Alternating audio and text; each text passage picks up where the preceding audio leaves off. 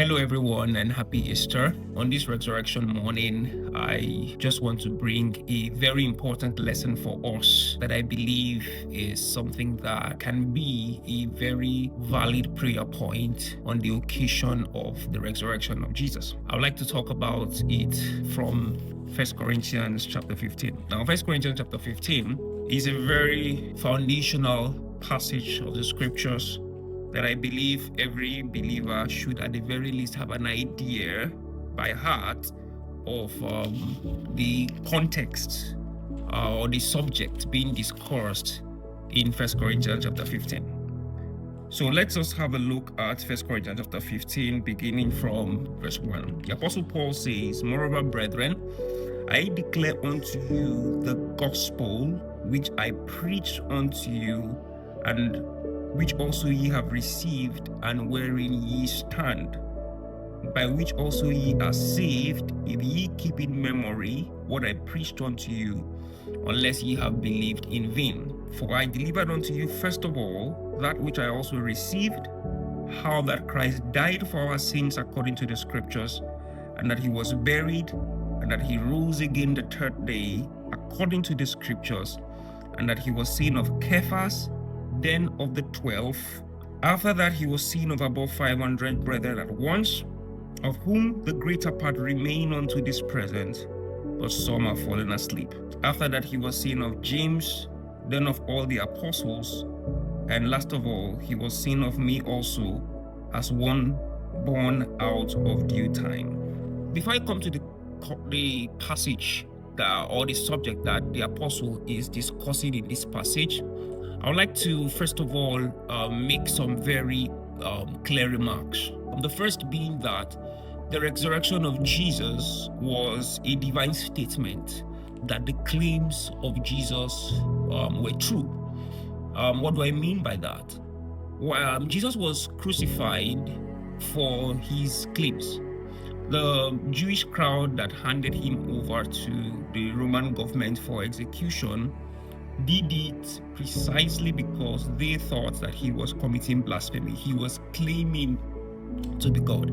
If you look at Mark chapter 14, when Jesus was taken to the palace of Caiaphas, and they were looking for what exactly it was that he had done wrong, they couldn't find anybody to bear false witness against him. And so the high priest asked him, and he said, "Art thou the Christ, the Son of the Blessed?" And Jesus immediately quoted the famous prophecy in Daniel. And he said, "I am, and you shall see the Son of Man coming on the clouds of heaven and riding and sitting at the right hand of the power." And the high priest tore his garment and said, "What further witnesses do we need? Hear what he says." And it was on the strength of that proclamation of Jesus that he was taken straight up to the Roman government. Now you may want to ask, why didn't they immediately stone him to death? Why didn't they kill him? Well, it was because at the time, Israel was a colony of Rome, and it was illegal for anybody to pass the death penalty on another person. It was as if you were taking laws into your hands, and the Roman government frowned very sternly at that.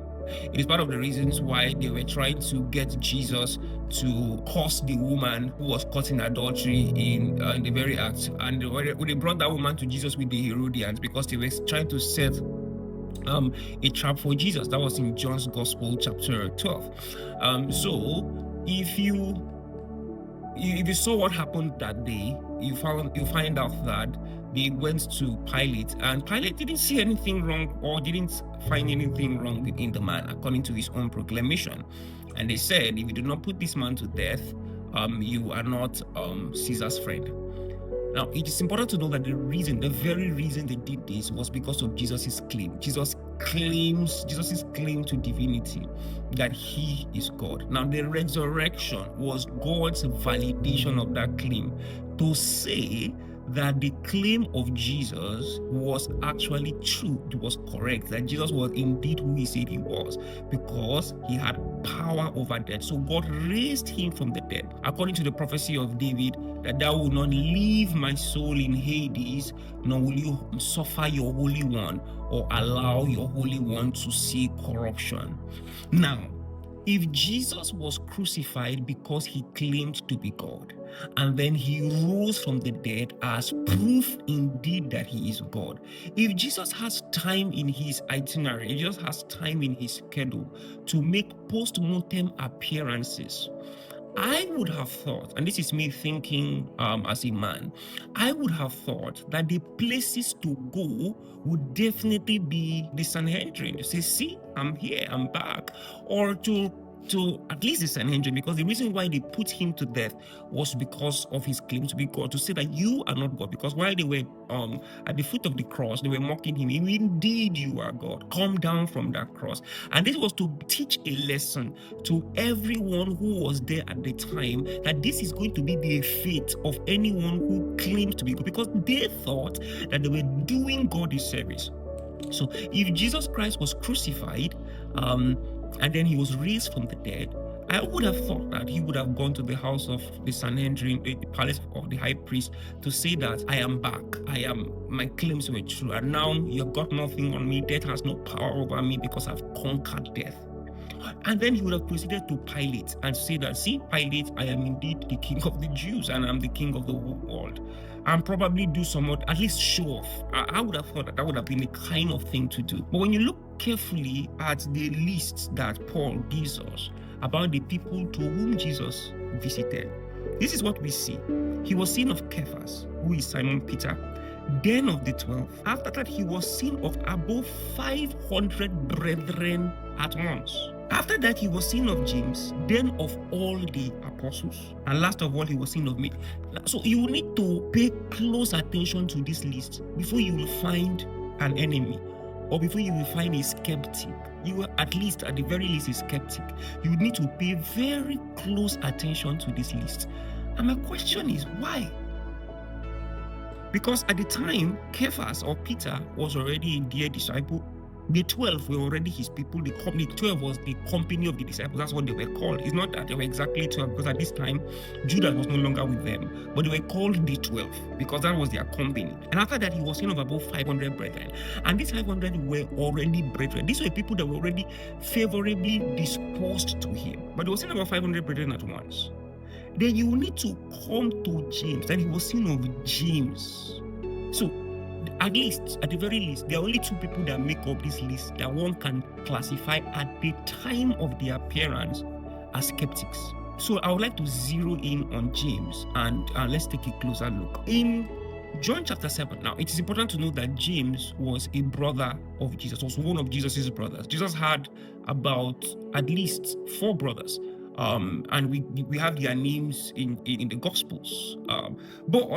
But let's take a closer look at what's going on here. In John's Gospel chapter 7, this was before Jesus went to the cross. This is what we see. I'm going to read from verse 1. John chapter 7 from verse 1. After these things, Jesus walked in Galilee, for he would not walk in Jewry, because the Jews sought to kill him. Now the Jews' feast of tabernacles was at hand. His brethren therefore said unto him, Depart hence, and go into Judea, that thy disciples also may see the works that thou doest. For there is no man that doeth anything in secret, and he himself seeketh to be known openly. If thou do these things, show thyself to the world. For neither did his brethren believe in him. His brethren did not believe in him. So at the time when this was like the peak of Jesus' ministry, because it was later on in this John chapter 7 that Jesus said that the Bible tells us that the last day of the feast, that he touched for this and said, whoever is thirsty, let him come unto me and drink. This was like the peak of Jesus' ministry. When miracles had happened, a lot of miracles had happened up until this point, they did not believe in him. Instead, they were saying that, go and show these miracles to the public, because they did not believe in him. Up until the time when Jesus was at the cross, his brethren did not believe in him, because At the cross, we see Mary, the mother of Jesus, and we see Jesus handing his mother over to his dearest disciples, John, who the Bible tells us followed him to his house and lived with him. His brothers were still alive. Mary still had other sons who were alive at the time when Jesus handed over his mother to his disciples, for the very reason that his brethren did not believe in him. But then in Acts chapter 15, we see James, the lost brother, being an elder of the church in Jerusalem. How is it the case that James, at the very least, because later on we now see Jude, who describes himself as a servant of Jesus or as a slave of Jesus, and as a brother of James. Jude did not even think himself worthy to call himself a brother of Jesus. He calls himself a servant of Jesus and a brother of James. How did we see this transition? How did James transition from a skeptic in John chapter 7 to becoming an elder in Acts chapter 15? Paul gives us the answer in 1 Corinthians chapter 15. And the answer he gives us is that he was seen of James. So Jesus was giving post-mortem appearances, and he didn't go to the people who crucified him for the claims that he made. Instead, he went to his people who were already his disciples, and then handpicked James, and later on Paul, who in his own words was like one that was born premature. What can we learn from this? The simple answer is that God does not waste encounters. Encounters are not wasted.